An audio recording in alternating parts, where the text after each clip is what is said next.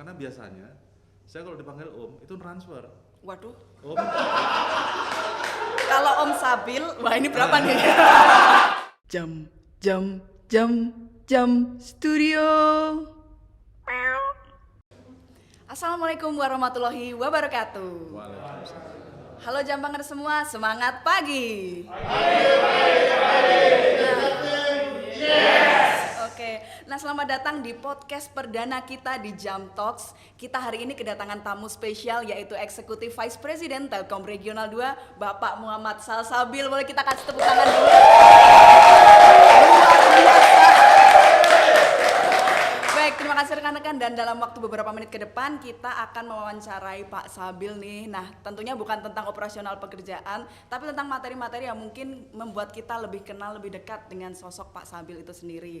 Nah, rekan-rekan, kita hari ini live dari Digital Studio Telkom Jakarta Timur dan bisa diputar ulang di YouTube si Jampang Jakarta Timur.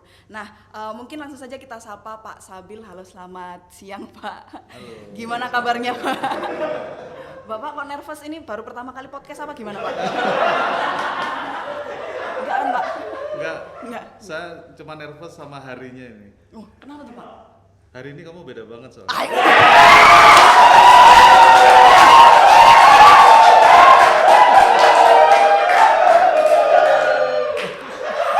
Jujur gak expect. Tidak menyangka arahnya ke sana. Habis ini kemana nih kita Pak? Nah, ini agak serius nih Pak kita nih Pak ya.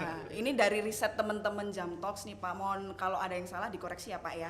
Tahun 2015 sampai tahun 2020 Bapak di DGS ya Pak ya. Kemudian dari 2020 sampai 2021 di DES, dan sekarang di Telkom Regional 2. Gimana Pak perasaannya Pak?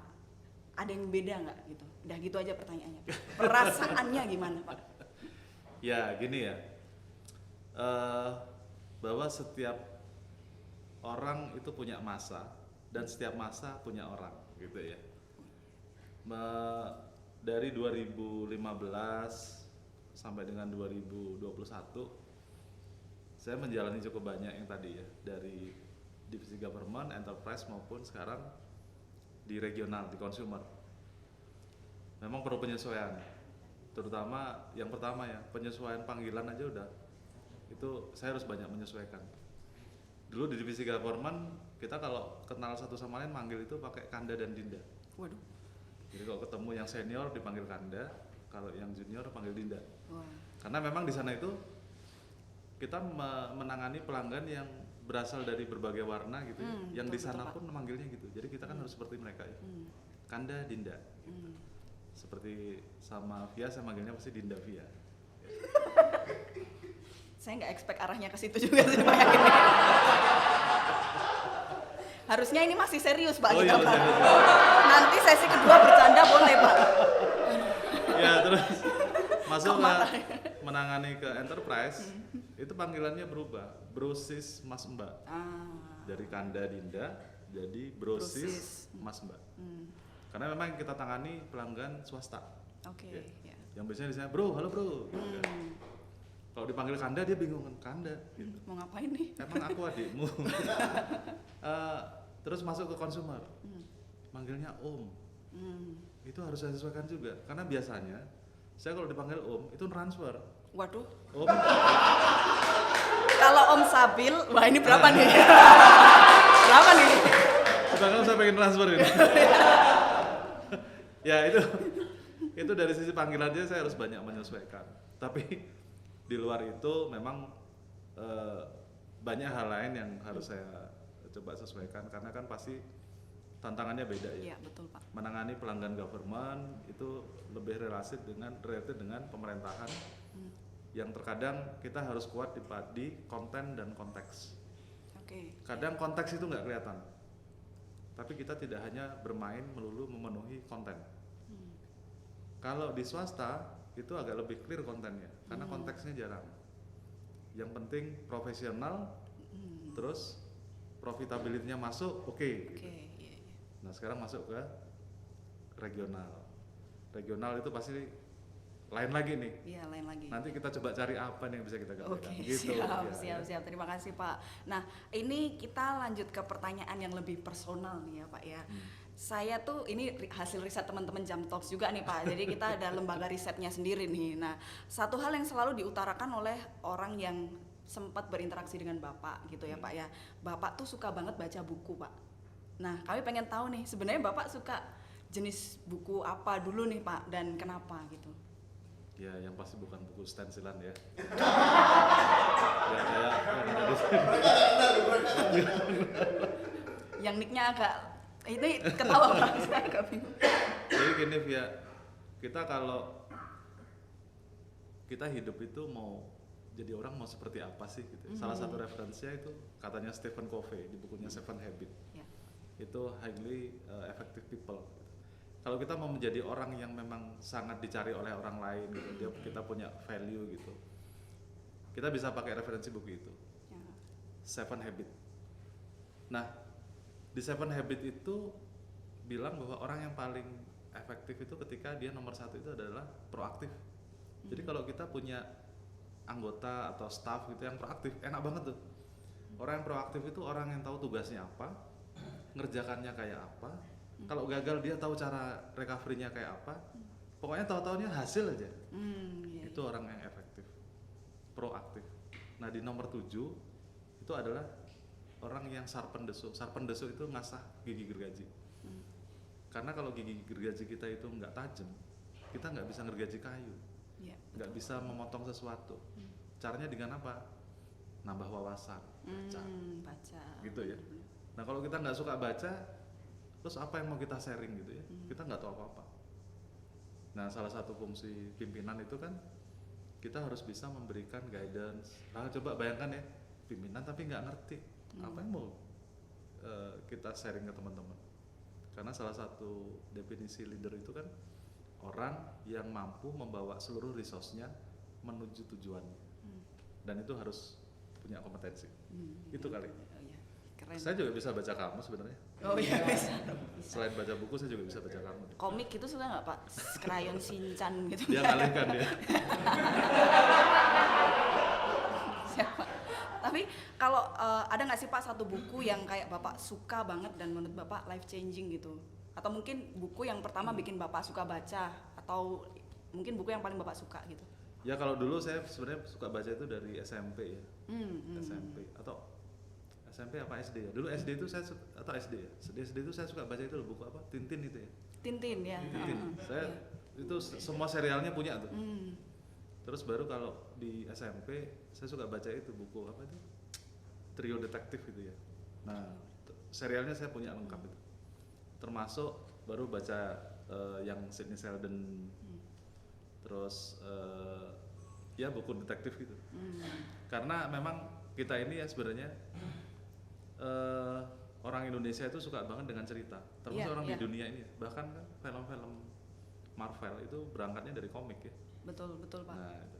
Semuanya berawal dari cerita. Banyak film juga yang diadopsi dari buku kan Pak sebenarnya. Iya. Kalau Via suka baca apa? Saya sebenarnya suka baca buku juga, tapi kayaknya lebih ke yang self help gitu loh, biar tetap hidup gitu Pak. Bukan, belum mengimprove tapi yang tetap hidup dulu aja. Oke. Tapi kayaknya saya lihat kamu aja bisa hidup loh ini. Aduh. Oke, terus? Oke Om, gitu Om. Transfer berapa nih?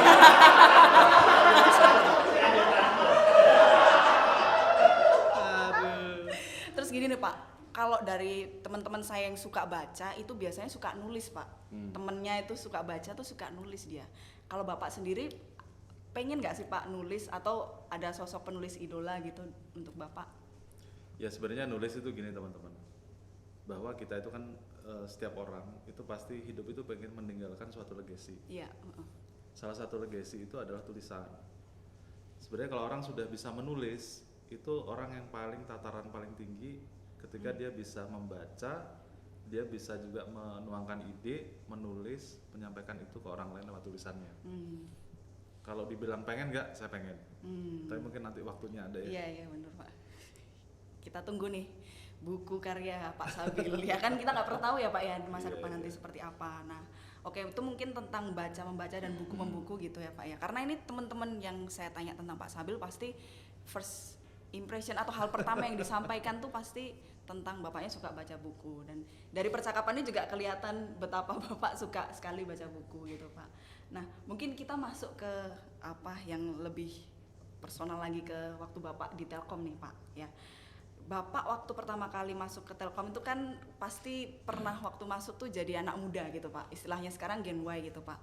Nah kalau di zaman Bapak dulu rasanya gimana sih Pak jadi orang yang paling muda di unit Bapak, dan apakah ada perbedaan Gen Y zaman dulu dan Gen Y zaman sekarang gitu Pak? Ya, memang yang tadi ya, setiap zaman punya ceritanya gitu ya. Saya masuk ke Telkom itu 97 kalau nggak salah. Dan gini, setiap orang itu ya, kalau katanya orang psikologi itu ya, bagaimana kita sekarang itu cerminan kita bagaimana pada saat dulu kita berumur 7 sampai 12 tahun gitu. Oh. Jadi kalau Via ini sekarang ceria, sebenarnya dia pada saat kecilnya dulu 7 sampai 12 main keceriaan terus. itu ada di. Tapi kalau di teman-teman yang di depan ini, kalau saya lihat ada yang kayaknya tertekan, kayaknya masa kecilnya tertekan ini kayaknya. Kayak gitu. Itu katanya orang begitu. Tapi memang setiap masa itu punya ceritanya, termasuk dulu.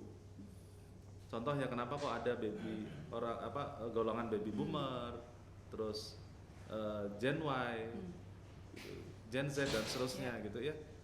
Itu memang karena dia mengalami background yang saat itu memang begitu. Contoh ya, orang baby boomer kenapa kok orangnya serius-serius tough gitu? Karena dulu dia lahir pada zaman masih baru-baru kemerdekaan itu, di mana kita masih harus bekerja giat, terus apa aja, kondisi apa aja dia bisa hidup gitu. Betul. Makanya orang-orang baby boomer itu dengan suatu kondisi yang sulit, cicilan banyak, yang gitu-gitu, dia bisa hidup itu. Nah beda dengan begitu sekarang, zaman-zaman sekarang nih, apalagi anak-anak milenial. Ketika dia memang background hidupnya itu di kondisi yang memang sudah merdeka, ada teknologi, semuanya ada, apalagi dimanja dengan orang tuanya gitu. Betul. Sehingga ketika sekarang itu background itu kadang agak ke bawah gitu. Sehingga itu yang perlu mungkin di manage ya di teman-teman sekarang. Tapi menurut saya apapun kondisinya pasti ada challenge masing-masing. Betul. Karena memang itu challenge buat kita semua. Menteri setiap generasi itu pasti ada, kita harus tahu latar belakangnya dan ada backgroundnya. Betul. Tapi waktu Bapak awal-awal di unit paling muda sendiri kayak gimana sih Pak? Apa semua kerjaan ke Bapak gitu? Curhat? Enggak. Ngerasa gitu ya? Enggak Pak. Tapi gini ya, dalam struktur organisasi itu biasanya orang yang paling merasakan beban itu kan di bawah. Kayak kita ya, bagian tubuh yang paling ngerasa beban itu di kaki. Kaki ya. Dulu waktu kita pertama masuk mungkin belum jadi kepala tapi jadi kaki. Sehingga semuanya kita ngerasakan itu beban ada di kita. Tapi apakah kita pengen terus menjadi kaki? Kan pasti enggak. Enggak, iya. Itu makanya ke teman-teman, apalagi yang baru-baru ini ya, itu seperti kata pepatah gini, kita boleh terlahir sama, karena kita pada saat lahir pasti kondisinya sama, cuman beda rahim doang. Sehingga semua orang tuh semestinya punya kesempatan yang sama, karena kita terlahir pada kondisi yang sama. Itu sama-sama pasti nggak bisa ngerjain apa-apa sendiri, butuh ibu dan butuh orang lain. Tapi kalau kita nanti mati masih dalam kondisi yang sengsara, itu sebenarnya salah kita sendiri. Makanya buat kita, kalau pertama masuk boleh jadi staff, tapi setelah terakhir apakah kita masih jadi staff, itu pilihan kita. Nah itu dia, makanya kita harus mengembangkan diri gitu ya Pak. Itu ya. dia. Sip. Kalau nggak jadi pejabat, jadi istri pejabat gitu ya. Oh ya, setuju Om.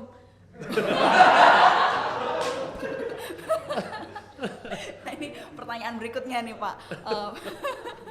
Pertama kali Bapak ketika di Telkom nih ya, jadi leader tuh di umur berapa dan gimana ceritanya Pak? Waktu itu ditunjuk apa Bapak mengusulkan diri apa gimana Pak? Gini, sebenarnya kalau kita baca bukunya John Maxwell, Leader Level 5, orang menjadi leader itu tataran paling bawah, itu karena position, karena SK. Tapi tataran paling tinggi level 5 itu orang menjadi leader karena memang orang lain itu pada memang menginginkan dia untuk menjadi leader walaupun nggak ada SK. Nah sekarang pertanyaannya, pada usia berapakah kita harus menjadi leader? Kembali ke kita, apakah kita menunggu SK? Oke. Karena sejatinya kita bisa menjadi leader walaupun belum ada SK-nya. Gitu ya. Wih, mantap insight baru nih Pak. Ya. Jadi nggak kita harus nunggu jadi kepala ini, ketua ini itu. Nggak Kita perlu harus- nunggu ya, SK. nggak perlu nunggu Karena SK. pada dasarnya SK itu kalau orang jadi pimpinan hanya karena SK itu tatanan paling rendah. Justru paling Begitu rendah. SK-nya dicabut, orang nggak akan lagi nganggap dia leader. Betul. Tapi ada itu leader yang mungkin apalagi ya kalau di tokoh ya kita itu ada tokoh di luar sana, walaupun dia nggak pakai SK, that is my leader gitu. Oke. Nah kita pengen kayak gitu, Betul Pak. bener ya? Betul lah Pak. Semangat banget ya. Nah mungkin nih Pak, beberapa tinggal dikit lagi nih Pak. Nah Bapak kerja di Telkom selama ini, apa sih pelajaran hidup yang Bapak dapat gitu? Mungkin nggak hanya sebagai profesional, sebagai Pak Sabil secara profesional gitu Pak, maksudnya secara sosok pribadi Pak Sabil sebagai manusia sendiri gitu. Apa aja yang Bapak dapat dari selama bekerja di Telkom? Gini, sejatinya orang hidup itu ya, kalau kita refer ke bukunya Great Life Question, itu karangannya siapa ya lupa, tapi serialnya Gallup itu satu pertanyaan penting yang harus kita jawab ketika kita hidup adalah apa yang sudah kita kontribusikan untuk sesama atau society. Karena sejatinya gini, walaupun kita punya pangkat tinggi tapi kita tidak berguna untuk lingkungan kita, untuk keluarga kita, untuk society, sebenarnya kita tuh nggak berarti apa-apa. Betul Pak. Sehingga sebenarnya jadi apapun kita, dimanapun kita, yang harus kita pertanyakan nomor satu itu adalah apa kontribusi saya. Itu makanya nggak cukup hanya dengan output tapi outcome. Output itu mungkin untuk kita sendiri, tapi outcome itu untuk lingkungan. Jadi walaupun di sini ada GM retail gitu ya, tapi kalau nggak berguna buat lingkungan sebenarnya dia nggak berarti apa-apa. Gitu ya. Iya, Pak. Jadi buat kita semua, ayo kita sama-sama dengan bertambahnya usia, apalagi sebentar lagi tahun baru gitu ya 22. Ayo kita kembali renungkan apa sih yang sudah saya kontribusikan. Jangan-jangan kita belum berkontribusi apa-apa itu, baik untuk kita sendiri, keluarga, kantor, apalagi lingkungan, apalagi negara, bangsa, gitu ya. Betul Pak. Mantap bener teman-teman. Kita dapat insight baru lagi dari Pak Sabil. Nah terakhir nih Pak, pertanyaan terakhir, ada nggak Pak pesan untuk Jampangers nih yang bisa membakar semangat kami? Boleh untuk pekerjaan atau tentang kehidupan juga nggak masalah Pak. Ya kembali ke yang tadi ya, saya titip ke teman-teman bahwa jadilah seseorang yang memang punya kontribusinya, even itu untuk lingkungan yang kecil sebelum ke lingkungan yang besar. Karena sejatinya orang yang terbaik itu adalah orang yang punya kontribusi dan punya arti untuk sesama. Karena kalau itu ada ya, kemanapun kita itu kita pasti dicari. Tapi kalau kita nggak punya kontribusi, apalagi kita cuman kita datang terus orang lain bubar gitu ya. Wah dia mau datang mending pergi ya. Itu seburuk-buruknya orang itu. Makanya sekali lagi, ayo kita menjadi seseorang yang punya value. Value itu punya kontribusi untuk sekitar, membawa lingkungan sekitar itu menjadi nyaman, senang. Even itu untuk yang seperti itu ya, hanya untuk membuat suasana nyaman, senang gitu. Karena sejatinya disitulah letak kebahagiaan. Betul, bener Pak. Nah ini satu terakhir nih Pak, dikit lagi nih Pak. Terakhir terus kayaknya. Ini kita closing nih Pak, abis ini Pak. Sebelum ditutup, ada nggak Pak buku yang mau Bapak rekomendasikan ke teman-teman? Boleh yang kayaknya ini buku semua orang harus baca, atau mungkin buku yang jangan terlalu berat deh Pak. Orang kalau belum pernah baca disuruh baca berat, wah, halaman kedua udah nggak jadi baca Pak. Enggak, kalau rekomendasikan sesuatu kan itu nanti ada iklannya nih. Tapi sebenarnya gini, saya suka baca buku itu yang untuk self motivation. Itu banyak banget. Itu banyak banget. Beberapa mungkin tadi sudah saya sharing ya. Termasuk yang tadi saya sebutkan gitu, menjadi 7 Habit, terus A Great Life Question. Banyak lah itu sebenarnya. Tapi lebih kepada cari aja nanti yang self motivation. Karena gini, kita itu yang bisa menggerakkan diri kita itu sebenarnya sejatinya kita sendiri. gitu ya. Dan itu memang harus kita tanamkan di insight kita sendiri. Nah, dan cara itu harus dilatih. Percuma kalau kita baca tapi kita nggak melatih gitu. Nah, saya suka baca yang kayak gitu-gitu ya. Buku psikologi, terus self motivasi. Banyaklah di luar itu yang itu bisa kita jadikan contoh. Dan sekali lagi, kita sebenarnya buku-buku di luar itu banyak. Terkadang kita itu malas baca. Betul. Sehingga terkadang kadang bingung, saya baru kerja ini, saya harus ngapain ya? Padahal nggak usah gitu, banyak itu referensinya. Benar. Pakai aja itu. Benar. Dan tiap buku pasti ada ceritanya sendiri nggak sih Pak? Ada ceritanya sendiri. Ada satu value yang bisa kita, dapat. Betul, gitulah. Wih, itu dia, keren banget. Podcast kita sama Pak Sabil ini beneran mau saya closing nih Pak, kalau yang ini Pak. Nggak terakhir lagi. Nah gitu mungkin teman-teman Jampangers ngobrol singkat kita bersama Pak Sabil. Mungkin kita jadi lebih tahu sedikit mungkin sosok pribadi Pak Sabil. Bukan hanya sekedar eksekutif vice president kita, tapi lebih tahu pribadinya Pak Sabil seperti apa. Nah mungkin teman-teman itu sayang sekali waktu kita udah habis.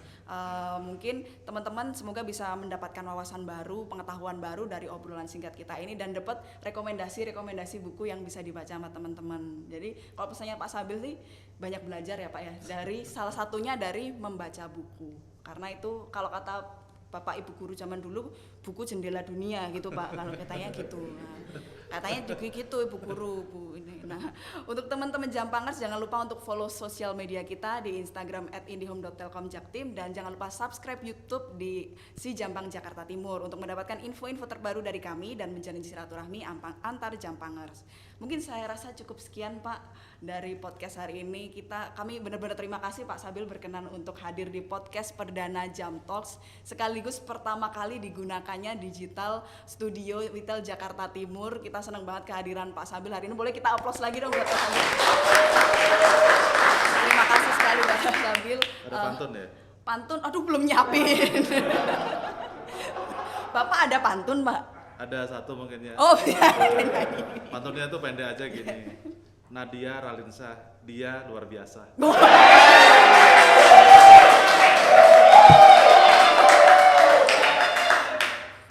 Saya kan sering jadi MC nih Pak, baru sekali ini saya KO Pak.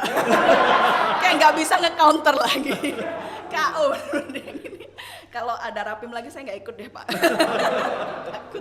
Mungkin saya rasa cukup sekian Pak Sabil, mohon maaf mewakili panitia kalau ada kekurangan maupun kesalahan dalam pelaksanaan podcast kita hari ini. Untuk teman-teman di episode berikutnya kita akan kedatangan tamu dan juga tema yang nggak kalah menarik dari podcast kita pertama hari ini. Jadi selalu ikuti podcast Jam Talk. Sampai jumpa di episode berikutnya. Terima kasih. Wassalamualaikum warahmatullahi wabarakatuh.